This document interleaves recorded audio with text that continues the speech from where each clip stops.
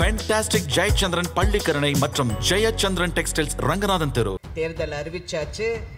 எல்லாரும் அவங்கவங்க நான் தான் முதலமைச்சர், நான் தான் முதலமைச்சர், நான் தான் முதலமைச்சர். ஆனால் சமத்துவ மக்கள் கட்சி மட்டும் மக்களோட ஆட்சி அமைக்க வேண்டும். இப்ப நான் நடிச்சுக்கிட்டு இருந்தேன், நெடுந்தொடர்ல நடிச்சிட்டு இருக்கேன். அது என்னுடைய நேரம் அதிகமாக எடுத்துக்கொண்டிருந்த நேரத்தில் இல்லை, வேண்டாம், இப்ப இல்லைன்னா எப்ப சொல்லிதான் நான் அதை விட்டு மக்களுக்காக இப்ப சேவை செய்ய வந்திருக்கிறேன். என்ன நடந்துட்டு இருக்கு? ஒரு பக்கம் ஒரு பிரதான கட்சி, வெளிச்சம் வருது, விடியல் வருது, காலையில ஏஞ்சோமா, சூரியனை பார்த்தோமா, கும்பிட்டோமா, இவ்வளவு நாளா நம்ம இருக்கோம்ல, அவருக்கு இன்னும் விடியல, இன்னும் இருட்டிலே இருக்காங்க. ஏன்னா இருட்டுக்கு தள்ளினவங்களே அவங்க தானே.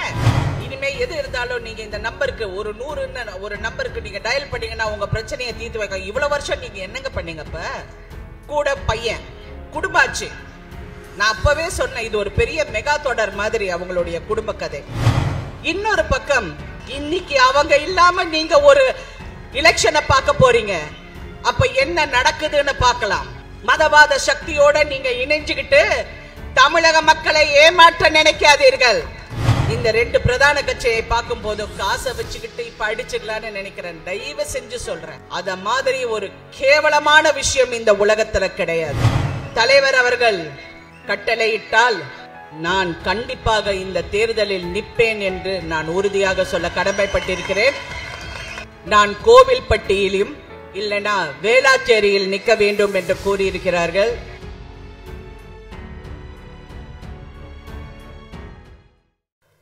முத்து நகரம் கடலில் மூழ்கி மூச்சை அடக்கி முத்தெடுப்பது சாதாரண விஷயமா? நினைச்சு பாருங்க. அதுல உங்களுக்கு என்ன தெரியுது? முயற்சி தெரிகிறது. அப்படி முயற்சி எடுக்கின்ற மண் இது. இந்துக்கள், கிறிஸ்துவர்கள், இஸ்லாமியர்கள் ஒன்றிணைந்து வாழும் சமத்துவ மண் இது தூத்துக்குடி. இந்த மண்ணில் கட்சியின் 6வது பொதுக்குழு கூட்டம் இது இங்க நடக்குது. அதுல எனக்கு ரொம்ப சந்தோஷம். ஏன்னா நிறைய வரலாறு இருக்கு தூத்துக்குடிக்கு. அது நிறைய இங்க பாகிரதி அவர்களும் பேசினாங்க. அந்த இடத்துல இந்த பொதுக்குழு நடக்குது.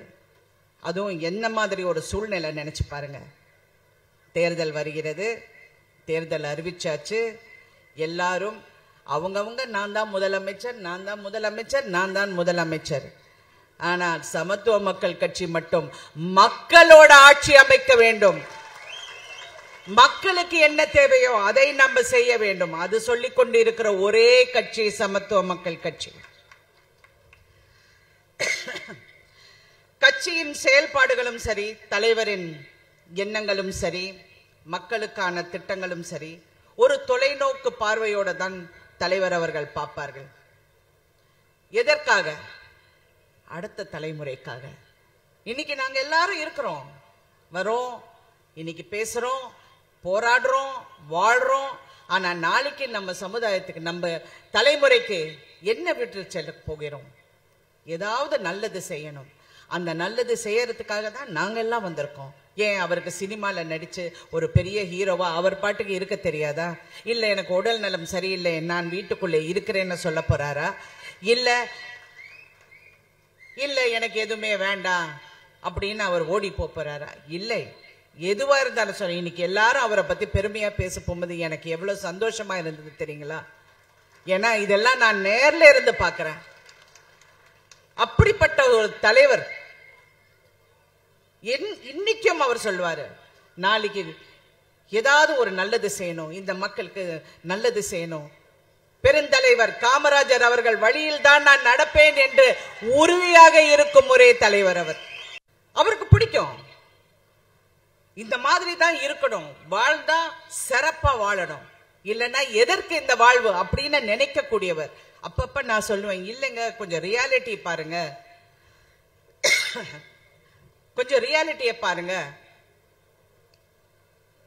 அந்த இடத்துல மக்களுக்கு என்ன தேவைங்கிறது நம்ம செய்யக்கூடிய இடத்துல இருக்கணும். ஆசை இருக்கலாம். Whenever you start something, you should have a vision with a fire within you. Then you achieve that vision. அந்த ஃபயர் இருக்கணும். அப்படி இருக்கிற ஒரே தலைவர் புரட்சி திலகம் அவர்கள். அந்த விஷன் அவருக்கு இருக்கு. காமராஜர் அவர்கள் பெருந்தலைவர் அவர்களின் வழி அப்படின்னு சொல்லிக் கொண்டிருக்கிறார். அந்த வழியை அவர் கண்டிப்பாக எடுப்பார் என்று நான் இந்த இடத்தில் அடித்து சொல்கிறேன். ஏன்னா அவருக்கு அந்த விஷன், அந்த நோக்கம் எல்லாமே இருக்கு. அதனாலதான் அவர்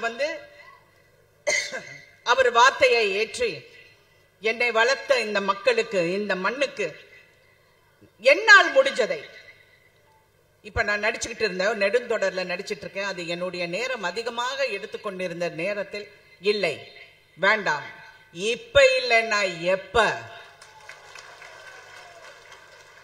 சொல்லிதான் நான் அதை விட்டு மக்களுக்காக இப்ப சேவை செய்ய வந்திருக்கிறேன். நீங்க உங்கள் வீட்டு சித்தியாக, உங்கள் வீட்டு அரசியாக, வாணி ராணியாக நீங்க பார்த்திருக்கீங்க. இப்போது சமத்துவ குடும்பத்தில் அனைவரையும் கட்டுப்பாடோட வழிநடத்தும் மாநில முதன்மை துணை பொதுச் செயலாளராக இருக்கிறேன். என் தலைவர் என் மேல வைத்திருந்த நம்பிக்கை, மகளிரணி செயலாளர் பொறுப்பில் இருந்து கூடுதலாக பொறுப்பு எனக்கு இப்ப கொடுத்திருக்கிறார். நான் கண்டிப்பாக சொல்லுகிறேன், நிச்சயமாக சொல்லுகிறேன், உங்கள் நம்பிக்கை வீண் போகாது. கட்சியின் வளர்ச்சியை லட்சியமாக கொண்டு உழைப்பேன் என்று இங்கு உறுதியாக நான் சொல்ல கடமைப்பட்டிருக்கிறேன். தலைவரின் எண்ணங்கள், லட்சியங்கள் வெற்றி அடைய கண்டிப்பாக நான் கடுமையாக உழைப்பேன் என்று இந்த இடத்தில் நான் சொல்ல மறுபடியும் கடமைப்பட்டிருக்கிறேன்.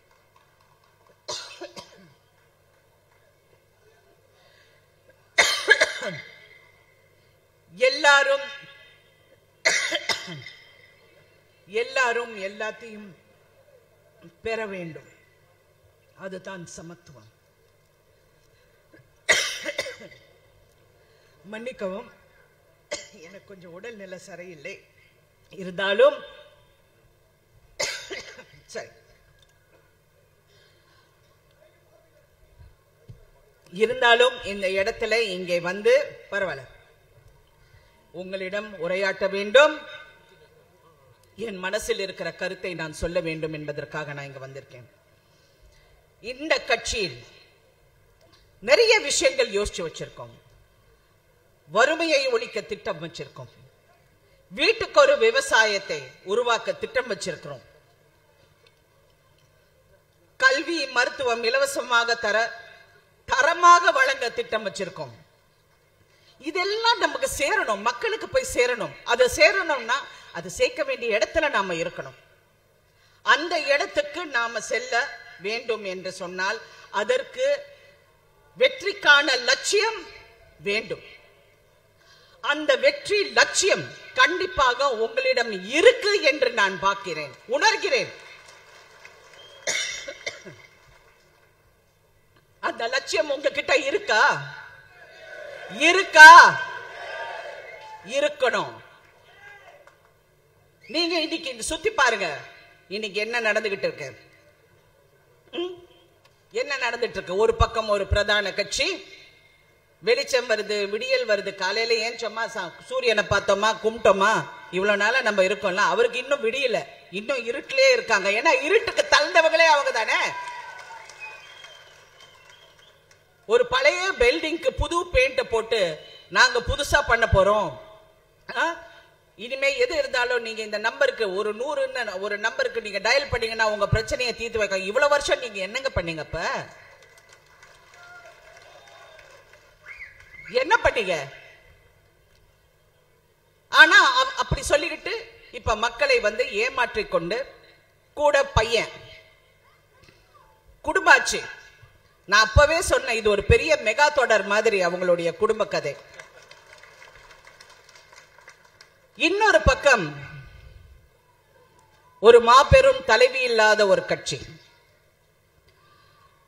நான் இன்னைக்கு சொல்கிறேன், 10 வருஷமாக எங்கள் தலைவர் அந்த கட்சியோடு இணைந்து செயல்பட்டு கொண்டிருந்தார். எதற்காக? அவர் கொடுத்த வாக்குக்காக, அந்த தலைவியிடம் கொடுத்த வாக்குக்காக அவர் பயணிச்சுக்கிட்டு இருந்தார். ஆனால் அங்க இருக்கிறவர்கள் அப்படி யோசிக்கவில்லை. அவங்க வேற மாதிரி யோசிக்க ஆரம்பிச்சிட்டாங்க. இப்ப என்ன, அதே மாதிரி நம்ம செயல்படுவோம். நாங்க சொன்னா கேட்போம். ஏங்க, அது புரட்சி தலைவி வேற, நீங்க வேற. இன்னைக்கு அவங்க இல்லாம நீங்க ஒரு எலெக்ஷனை பார்க்க போறீங்க. அப்ப என்ன நடக்குதுன்னு பார்க்கலாம். அந்த பெரிய தலை இல்லாம நீங்க பார்க்க போறீங்க. மதவாத சக்தியோட நீங்க இணைஞ்சுக்கிட்டு தமிழக மக்களை ஏமாற்ற நினைக்காதீர்கள்.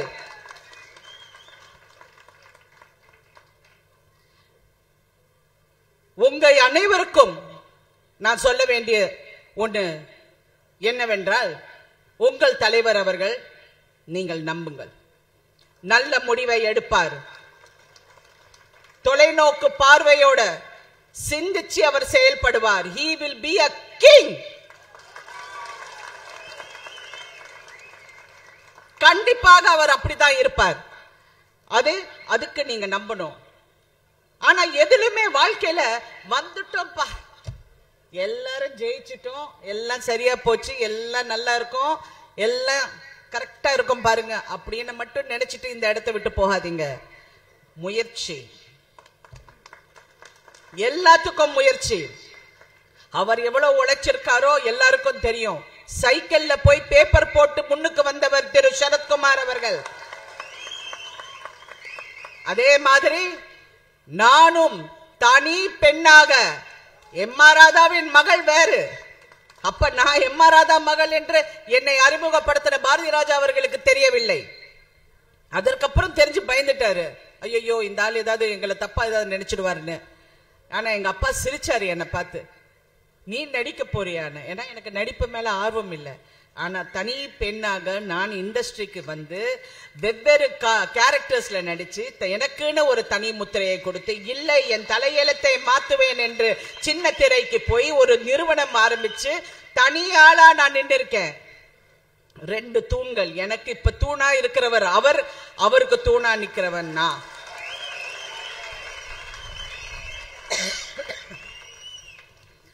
அதனால இதெல்லாம் சும்மா வரல, முயற்சியோட தான் வந்திருக்கு, கடுமையான உழைப்போட வந்திருக்கு.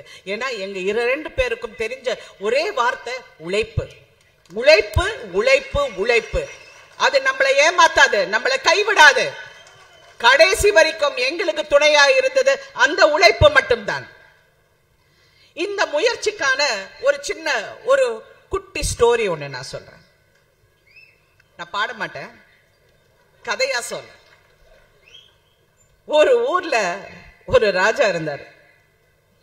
அந்த ராஜா சொன்னாரு, என்னுடைய கோட்டை கதவை, அந்த கோட்டை கதவை யாராவது கையால திறந்தீங்கன்னா அவங்களுக்கு நான் நிறைய பொற்காசுகள் கொடுக்க போகிறேன். இந்த கோட்டை கதவை எப்படி இருக்கும்னு தெரியும்ல, எவ்வளவு கனமா இருக்கும்னு தெரியும்ல, ஆனா கையால தான் திறக்கணும் அப்படின்னு சொல்லிட்டாரு. ஸோ நிறைய பேர் ரொம்ப சந்தோஷப்பட்டாங்க. ஏதோ ஒரு பெரிய பரிசு எங்களுக்கு கிடைக்க போது, போய் அந்த கதவை திறந்துடலாம். ஆனா உடனே ராஜா சொன்னாரு, யாராவது நாள அந்த கதவை திறக்க முடியலன்னா கையை வெட்டிடுவேன்ட்டாரு. எவன் வருவான்? யார் வருவான்? கையை வெட்ட போறானா? வரல. ஆனா ஒருத்தன் மட்டும் நான் போய் ட்ரை பண்றேன் அப்படின்னு சொல்லி வந்தான். எல்லாரும் வந்து, ஐயோ வேண்டாப்பா, கை போயிடும்பா, போகாத, எதுக்கு உனக்கு இந்த விஷப்பரிச்சை, நீ போகாதன்னு சொன்னாங்க. இல்லை நான் போவேன் அப்படின்னு சொல்லி அந்த பையன் வந்து கதவு முன்னாடி நின்று, சரி முயற்சி பண்ணுவோம் அப்படின்னு சொல்லி திறந்தான். கதவு திறந்துடுச்சு. அப்ப அந்த ராஜா வந்து பொற்காசுகளை கொடுத்து, இந்தாப்பா. அந்த பையனுக்கு ஒரே சந்தோஷப்பா, என் குடும்பம் நல்லா இருக்கும், எல்லாமே நல்லா இருக்கும்னு சொன்னான். ஆனா ஒரு விஷயம், எல்லாரும் பயப்பட போகும்போது நீ மட்டும் ஏன் பயப்படல? கையை வெட்டிடுவேன்னு சொன்னேன்னு. ஏன்னா அந்த கதவு வந்து மூடப்படவில்லை, திறந்து இருந்தது. நீ மட்டும் எப்படி அது வந்து பண்ண அப்படின்னு கேட்டப்ப, ராஜா அவர்களே, கைதான் போயிருக்கும், உயிர் போயிருக்காது அப்படின்னு அந்த பையன் சொன்னான். அந்த முயற்சி, அந்த நம்பிக்கை அந்த பையன் வைத்திருந்தது போல் நீங்களும் வையுங்கள். முயற்சி என்பது கொஞ்சம் நஞ்சம் இல்ல, உயிரை கொடுத்து போராடுவோம், கடைசி வரைக்கும் போராடுவோம். வந்துட்டோம் இவ்வளவு தூரம், 14 வருஷம் 13 வருஷம் கட்சி நடந்தது, 14வது வருஷம். அந்த 14 சொல்ல போது நிறைய விஷயங்கள் மனசுக்குள்ள வருது. அந்த 14 வருஷத்துக்கு அப்புறம் நாங்கள் இந்த கட்சியை வலுப்படுத்துறதுக்காக எல்லா முயற்சியும் நீங்கள் எடுக்க வேண்டும், நீங்கள் செய்ய வேண்டும். நீங்கள் கடைசி வரைக்கும் இந்த தலைவனுக்கு துணையாக நிற்க வேண்டும்.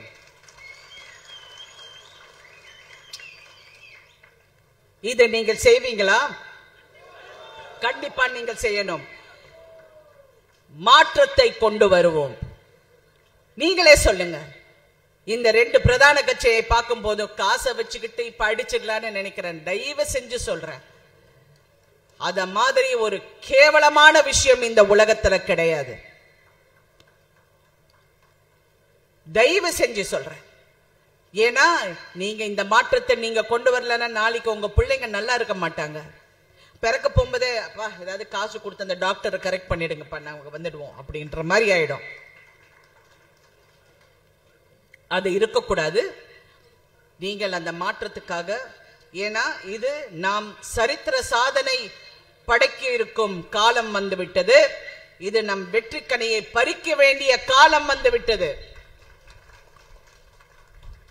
எல்லாரும் சொன்னாங்க தலைவரை பார்த்து அவருக்கு பயமே கிடையாது, அவர் யார வேணாலும் தப்பு என்று சொன்னால் எதிர்க்கக்கூடிய தன்மை உள்ள தலைவர் அவர் அப்படின்னு சொல்லுவாங்க. நான் இன்னைக்கு சொல்றேன், அவருக்கு பயம் கிடையாது. அவர் ஒரே ஒரு விஷயத்துக்கு தான் கட்டுப்படுவாரு, அன்பு. அந்த அன்பு ஒன்றுதான் அவரை கட்டுப்படுத்தும். அந்த அன்பு ஒன்றுக்காக தான் அவர் தலை வணங்குவார். அந்த அன்பு இருந்தால் எது வேணாலும் சாதிக்கலாம். அது இந்த சமத்துவ சொந்தங்கள் நீங்கள் காட்டுற அன்பை வைத்து அவர் சாதிப்போங்கிற நம்பிக்கையோடு இங்க இருக்கிறார். நிறைய முடிவுகள் அவர் எடுத்திருக்கிறாரு. இப்ப விரைவில் அவர் அறிவிப்பார். அதை எல்லாம் நீங்கள் மனதில் வைத்துக்கொண்டு கண்டிப்பாக இந்த தேர்தல் ஒரு மாற்றத்தை கொண்டு வரும் தேர்தல் என்று நான் அடித்து சொல்கிறேன். விடமாட்டோம். என்ன கருவேப்பிலையா, கொத்தமல்லியா? விடமாட்டோம். அவங்க நான் மறுபடியும் சொல்றேன், பயம் எங்களுக்கு கிடையாது, அன்பு ஒண்ணு மட்டும்தான் எங்களுக்கு இருக்கு. தலைவர் அவர்கள் கட்டளையிட்டால் நான் கண்டிப்பாக இந்த தேர்தலில் நிற்பேன் என்று நான் உறுதியாக சொல்ல கடமைப்பட்டிருக்கிறேன். நிறைய பேரு நான் கோவில்பட்டியிலும் இல்லைனா வேளாச்சேரியில் நிற்க வேண்டும் என்று கூறியிருக்கிறார்கள். ஆனால் கடவுள் என்ன நினைக்கிறார் எனக்கு தெரியாது. கடவுள் அப்படின்னு சொல்ல போகும்போது எனக்கும் கடவுள் அவர் தானே. அவர் என்ன நினைச்சாலும் அவருக்காக நான் கண்டிப்பாக இந்த தேர்தலில் நிற்பேன் என்று உறுதி கூறி மறுபடியும் நான் சொல்றேன், எங்கள் இலக்கு வெற்றி, வெற்றி, வெற்றி என்று கூறி விடை பெறுகின்றேன். நன்றி, வணக்கம். நக்கீரன் டிவிக்கு சப்ஸ்கிரைப் செய்யுங்கள். உங்கள் ஆதரவே எங்கள் பலம். ஆசிரியர்களுக்கு நண்பனாகவும் மாணவர்களுக்கு ஆசானாகவும் திகழும் தேர்வு வழிகாட்டி. ஒவ்வொரு பாடத்திற்கும் அனுபவமிக்க ஆசிரியர்களின் துல்லியமான தெளிவான விடைகள். CNC இருக்கு, தேர்வு பயம் எதற்கு? இது தீரன் பப்ளிஷிங் ஹவுஸ் விற்பனை வெளியீடு.